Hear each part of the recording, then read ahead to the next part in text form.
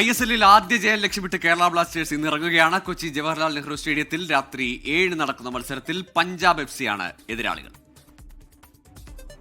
East ബംഗാളിനെതിരായ ജയത്തോളം പോകുന്ന സമനിലയ്ക്ക് ശേഷം ശരിക്കും ജയിക്കാൻ കേരള ബ്ലാസ്റ്റേഴ്സ് ഇന്ന് കളത്തിൽ.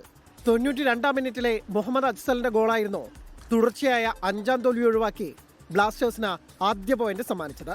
ആദ്യ 4 മത്സരങ്ങളിലേക്കാൾ മെച്ചപ്പെട്ട പ്രകടനമായിരുന്നു ഈസ്റ്റ് ബംഗാളിനെതിരെ ബ്ലാസ്റ്റേഴ്സിന്റെ. ആ ഓളത്തിൽ ഹോം ഗ്രൗണ്ടിൽ പഞ്ചാബിനെ മലർത്തിയടിക്കാമെന്നാണ് ഡേവിഡ് കറ്റാലയുടെയും സംഘത്തിന്റെയും പ്രതീക്ഷ.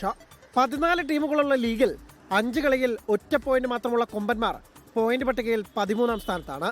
കപ്പടിക്കലും കലിപ്പടക്കലുമെല്ലാം മാറ്റിവെച്ച് തരം താഴ്ത്തലെന്ന വലിയ നാണക്കേട് ഒഴിവാക്കാനാണ് ബ്ലാസ്റ്റേഴ്സിന്റെ ഇനിയുള്ള പോരാട്ടങ്ങളെല്ലാം.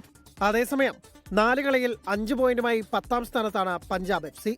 നേർക്കുനേർ കണക്കിൽ ബ്ലാസ്റ്റേഴ്സിനെതിരെ 2-1 ലീഡുണ്ടെന്നതും പഞ്ചാബിന് മാനസിക മുൻതൂക്കം നൽകുന്നു. Sports desk 24.